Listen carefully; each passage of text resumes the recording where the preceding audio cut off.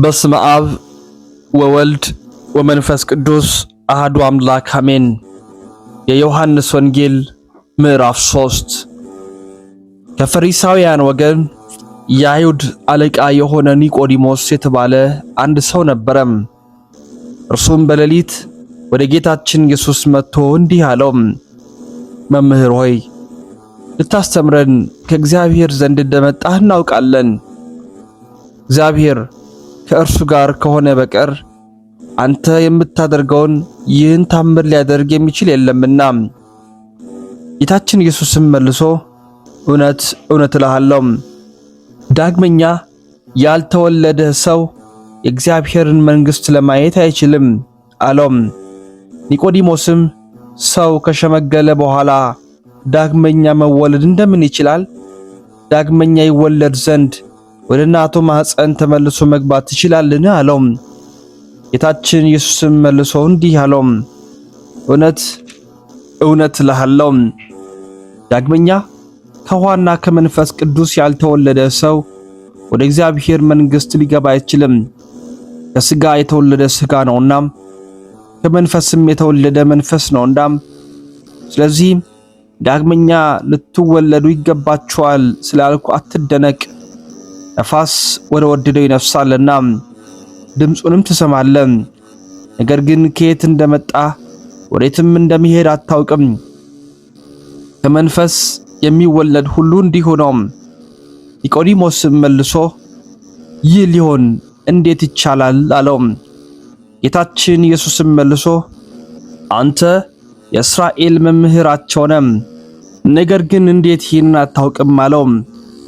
እውነት እውነት እልሃለሁ የምናውቀውን እንናገራለን፣ ያየነውንም እንመሰክራለን፣ ነገር ግን ምስክርነታችንን አትቀበሉም።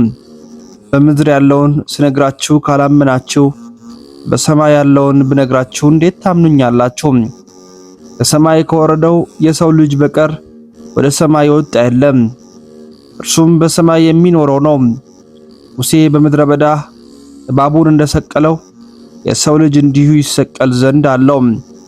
ያመነበት ሁሉ ለዘላለም ሕያው ሆኖ እንዲኖር እንጂ እንዳይጠፋ፣ በእርሱ የሚያምን ሁሉ የዘላለም ሕይወት እንዲያገኝ እንጂ እንዳይጠፋ እግዚአብሔር አንድያ ልጁን ቤዛ አድርጎ እስኪሰጥ ድረስ ዓለሙን እንዲወዶታልና።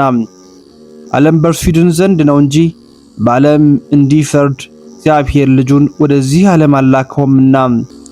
በእርሱ ያመነ አይፈረድበትም፣ በእርሱ ያላመነ ግን ፈጽሞ ተፈርዶበታል። በአንዱ በእግዚአብሔር ልጅ ስም አላመነምና፣ ፍርዱም ይህ ነው፣ ብርሃን ወደ ዓለም መጥቷልና ሰውም ሥራውም ክፉ ስለሆነ ከብርሃን ይልቅ ጨለማን መርጧልና። ሥራው ክፉ የሆነ ሁሉ ብርሃንን ይጠላታል፣ ክፉ ስለሆነ ሥራውም እንዳይገለጥበት ወደ ብርሃን አይመጣም።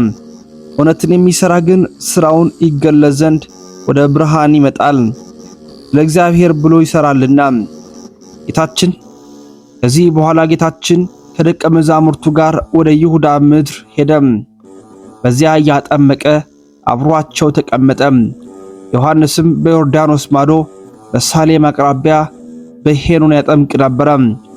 በዚያ ብዙ ውሃ ነበርና ብዙ ሰዎችም ወደ እርሱ እየመጡ ያጠምቃቸው ነበር። ዮሐንስም ገና ወደ ወይን አልገባም ነበርና። ከዚህ በኋላም በዮሐንስ ደቀ መዛሙርትና በአይሁድ መካከል ስለ ማንጻት ክርክር ሆነ። ወደ ዮሐንስም ሄደው መምህር ሆይ በዮርዳኖስ ማዶ ካንተ ጋር የነበረው አንተም የመሰከርክለት እርሱ እነሆ ያጠምቃል፣ ሁሉም ወደ እርሱ ይሄዳሉ አሉት። ዮሐንስም መልሶ እንዲህ አለ፣ ሰው ከሰማይ ካልተሰጠው በስተቀር እርሱ ራሱ ጸጋን ገንዘብ ሊያደርግ ምንም አይችልም። እኔ ክርስቶስ አይደለሁም፣ ነገር ግን እንድሰብክለት ከእርሱ በፊት ተልኬአለሁ። እንዳልኳችሁ እናንተ ራሳችሁ ምስክሮች ናችሁ። ሙሽራ ያለችው ሙሽራ ነው፣ ቆሞ የሚሰማው የሙሽራው ሚዜ ግን በሙሽራው ቃል እጅግ ደስ ይለዋል። የእኔ ደስታ አሁን ተፈጸመች፣ የእርሱ ትበዛለች፣ የእኔ ግን ታንስ ዘንድ ይገባል። ከላይ የመጣው ከሁሉ በላይ ነው፣ ከምድር የተገኘውም ምድራዊ ነው፣ የምድሩንም ይናገራል። ከሰማይ የመጣው ግን ከሁሉ በላይ ነው፣ ባየውና በሰማው ይመሰክራል። ነገር ግን ምስክርነቱን የሚቀበለው የለም። ምስክርነቱ የተቀበለ ግን እግዚአብሔር እውነተኛ እንደሆነ አተመም። እግዚአብሔር የላከው እግዚአብሔርም ቃል ይናገራል። እግዚአብሔር መንፈሱን ሰፍሮ አይሰጥምና አብ ልጁን ይወዳልና ሁሉን በእጁ ሰጠው። በወልድ የሚያምን የዘላለም ሕይወት አለው። በወልድ የማያምን ግን እግዚአብሔር የቁጣ መቅሰፍት በላዩ ይኖራል እንጂ ሕይወትን አያይም። የቅዱስ ዮሐንስ ወንጌል ምዕራፍ 4። ጌታችን ኢየሱስ ከዮሐንስ ይልቅ ደቀ መዛሙርትን እንዳበዛና እንደሚያጠምቅ ፈሪሳውያን መስማታቸውን አወቀ። ነገር ግን ደቀ መዛሙርቱ እንጂ እርሱ ራሱ ጌታችን ኢየሱስ አላጠመቀም። የይሁዳ ምድር ትቶ ዳግመኛ ወደ ገሊላ ሄደም። በሰማርያ በኩል ሲያልፍ ሳለ ያዕቆብ ለልጁ ለዮሴፍ በሰጠው በወይን ቦታ አቅራቢያ ወዳለችው ወደ ሲካር ወደምትባለው የሰማርያ ከተማ ደረሰ። በዚያም የያዕቆብ የውሃ ጉድጓድ ነበር። ጌታችን ኢየሱስም መንገድ በመሄድ ደግሞ በዚያ ጉድጓድ አጠገብ ተቀመጠ። ጊዜውም 6 ሰዓት ያህል ነበረ። እነሆ ከሰማርያ አንዲት ሴት ውሃ ልትቀዳ መጣች። ጌታችን ኢየሱስም ውሃ ጠጭኝ አላት። ደቀ መዛሙርቱም ምግብ ሊገዙ ወደ ከተማ ሄደው ነበርና ያቺ የሰማርያ ሴትም አንተ አይሁዳዊ ስትሆን እኔም ሳምራዊ ስሆን እንዴት ከእኔ ዘንድ ውሃ ልትጠጣ ትለምናለህ? አለችው። አይሁድም ከሳምራውያን ጋር በሥርዓት አይተባበሩም ነበርና ጌታችን ኢየሱስም የእግዚአብሔርን ስጦታ ውሃ ጠጭኝ ብሎ የሚለምንሽ ማን እንደሆነ ብታውቂ አንቺ ደግሞ በለመንሽው ነበር፣ እርሱም የሕይወትን ውሃ በሰጠሽ ነበር ብሎ መለሰላት። ያቺ ሴትም እንዲህ አለችው፣ ጌታዬ መቅጃ እንኳን የለህም፣ ጉድጓዱም ጥልቅ ነው። እንግዲህ የሕይወት ውሃ ከወዴት ታገኛለህ? ይህ ጉድጓድ ከሰጠ ከአባታችን ከያዕቆብ አንተ ትበልጣለህን? እርሱም ልጆቹም ከብቶቹም ከእርሱ ጠጥተዋል። ጌታችን ኢየሱስም መልሶ እንዲህ አላት፣ ከዚህ በኋላ የሚጠጣ ሁሉ ዳግመኛ ይጠማል። እኔ ከምሰጠው ውሃ የሚጠጣ ግን ለዘላለም አይጠማም። እኔ የምሰጠው ውሃ በውስጡ ለዘላለም ሕይወትን የሚያፈልቅ የውሃ ምንጭ ይሆንለታል እንጂ። ሴቱም ጌታዬ ሆይ እንዳልጠማ ዳግመኛም ውሃ ልቀዳ ወደዚህ እንዳልመጣ እባክህ ከዚህ ውሃ ስጠኝ አለችው። ጌታችን ኢየሱስም ሄደሽ ባልሽን ጥሪና ወደዚህ ነይ አላት። ሴቲቱም ባል የለኝም ብላ መለሰችለት። ጌታችን ኢየሱስም እንዲህ አላት፣ ባል የለኝም በማለትሽ መልካም ተናገርሽ። ቀድሞ 5 ባሎች ነበሩሽ፣ ዛሬ አብሮሽ ያለው ግን ባልሽ አይደለም። ይህንስ እውነት አልሽ። ሴቲቱም እንዲህ አለች፣ ጌታዬ አንተ ነቢይ እንደሆንክ አያለሁ። አባቶቻችን በዚህ ተራራ ሰገዱ፣ እናንተ ግን ይሰግዱበት ዘንድ የሚገባው ስፍራ በኢየሩሳሌም ነው ትላላችሁ። ጌታችን ኢየሱስም እንዲህ አላት፣ አንቺ ሴት በዚህ ተራራ ወይንም በኢየሩሳሌም ብቻ ለአብ የማይሰገድበት ሰዓት እንደሚትመጣ እመኚኝ። እናንተ ለማታውቁት ትሰግዳላችሁ፣ እኛ ግን ለምናውቀው እንሰግዳለን። መድኃኒት ከአይሁድ ወገን ነውና፣ ነገር ግን በእውነት የሚሰግዱ በመንፈስና በእውነት ለአብ የሚሰግዱባት ጊዜ ትመጣለች፣ እርሷም አሁን ናት።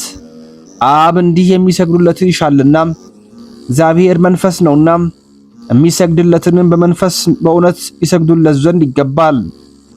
ሴቲቱም ክርስቶስ የሚሉት መሲህ እንደሚመጣ እናውቃለን፣ እርሱ በሚመጣ ጊዜ ሁሉን ይነግረናል አለችው። ጌታችን ኢየሱስም የማነጋግርሽ እኔ እርሱ ነኝ አላት። በዚያ ጊዜ ደቀ መዛሙርቱም መጡም፣ ከሴት ጋር ይነጋገር ነበርና ተደነቁም። ነገር ግን ምን ትሻለህ? ወይንስ ከእርሷ ጋር ለምን ትነጋገራለህ? ያለው የለም። ሴቲቱም እንስራዋን ትታ ወደ ከተማ ገባች፣ ለሰዎችም ነገረች። የሰራሁትን ሁሉ የነገረኝን ሰው ታዩ ዘንድ ኑ እንጃ እርሱ ክርስቶስ ሲሆንን? ከከተማም ወጥተው ወደ እርሱ ሄዱ። በዚያ ጊዜ ደቀ መዛሙርቱ መምህር ሆይ እህል ብላ ብለው ለመኑት። ጌታችን ኢየሱስም እኔ የምበላው እናንተ የማታውቁት ምግብ አለኝ አላቸው።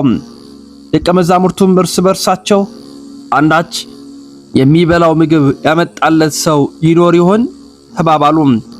ጌታችን ኢየሱስም እንዲህ አላቸው፣ የኔስ መብል የላከኝ አባቴን ፍቃድ አድርግ ዘንድ ስራውንም እፈጽም ዘንድ ነው። እናንተ እስከ 4 ወር ድረስ መከር ይሆናል የምትሉ አይደለምን? እነሆ እላችኋለሁ፣ ዓይናችሁን አንሱ፣ መከሩም ሊደርስ እንደገረጣ ምድር ተመልከቱ። አጫጅም ዋጋውን ያገኛል፣ የሚዘራና የሚያጭድም በአንድነት ደስ እንዲላቸው ለዘላለም ሕይወት ፍሬን ይሰበስባል። አንዱ ይዘራል ሌላውም ያጭዳል የሚለው ቃል በዚህ እውነት ሆኗል። እኔም ያልደከማችሁበትን እንድታጭዱ ላኳችሁ። ሌሎች ደከሙ፣ እናንተም በድካማቸው ገባችሁ። የሰራሁትን ሁሉ ነገረኝ ብላ የመሰከረችው ሴት ስለነገረቻቸውም ከዚያ ከሰማርያ ከተማ ብዙዎች አመኑበት። ሳምራውያንም ሁሉ ወደ እርሱ መጥተው በእርሱ ዘንድ እንዲኖር ማለዱት። 2 ቀንም ያህል በዚያ ተቀመጠ። ስለ ቃሉም እጅግ ብዙዎች አመኑበት። ሴቲቱም እኛ ራሳችን ይህ በእውነት የዓለም መድኃኒት ክርስቶስ እንደሆነ ሰምተናል፣ ተረድተን ነው እንጂ ባንቺ ቃል ያመንበት አይደለም አሏት። ከ2 ቀን በኋላ ጌታችን ኢየሱስ ከዚያ ወጥቶ ወደ ገሊላ ሄደ። ነቢይ በገዛ አገሩ እንደማይከበር እርሱ ራሱ ጌታችን ኢየሱስ መሰከረ። ወደ ገሊላም ደግሞ በገባ ጊዜ ገሊላውያን ሁሉ ተቀበሉት። እነርሱም ለበዓል ሄደው ስለነበር በበዓሉ ቀን በኢየሩሳሌም ያደረገውን ተአምራት አይተው ነበርና። ጌታችን ኢየሱስም ውሃውን የወይን ጠጅ ወዳደረገበት የገሊላ ክፍል ወደምትሆን ወደ ቃና ዳግመኛ ሄደ። በቅፍርናሆምም ልጅ የታመመበት የንጉሥ ወገን የሆነ አንድ ሰው ነበረ። እርሱም ጌታችን ኢየሱስ ከይሁዳ ወደ ገሊላ እንደመጣ በሰማ ጊዜ ወደ እርሱ ሄደ። ሊሞት ቀርቦ ነበርና ወርዶ ልጁን ያድንለት ዘንድ ለመነው። ጌታችን ኢየሱስም ምልክትና ድንቅ ሥራን ካላያችሁ አታምኑምን? አለም። ያም የንጉሥ ወገን የሆነው ሰው አቤቱ ልጄ ሳይሞት ፈጥነህ ውረድ አለው። ጌታችን ኢየሱስም ሂድ ልጅህ ድኗል አለው። ያ ሰው ጌታችን ኢየሱስ በነገረው ቃል አምኖ ሄደ። ሲወርድም አገልጋዮቹ ተቀበሉትና ልጅስ ድኗል ብለው ነገሩት። የዳነበትንም ሰዓትም ጠየቃቸው። ትናንትና በ7 ሰዓት ንዳዱ ተወው አሉት። አባቱም ጌታችን ኢየሱስ ልጅህ ድኗል ባለበት ሰዓት እንደሆነች አወቀ። እርሱም ቤተሰቦችም ሁሉ አመኑ። ዳግመኛም ጌታችን ኢየሱስ ከይሁዳ ወደ ገሊላ መጥቶ ያደረገው 2ኛው ተአምር ይህ ነው። ምስጋና ይሁን ለአብ፣ ምስጋና ይሁን ለወልድ፣ ምስጋና ይሁን ለመንፈስ ቅዱስ አሜን።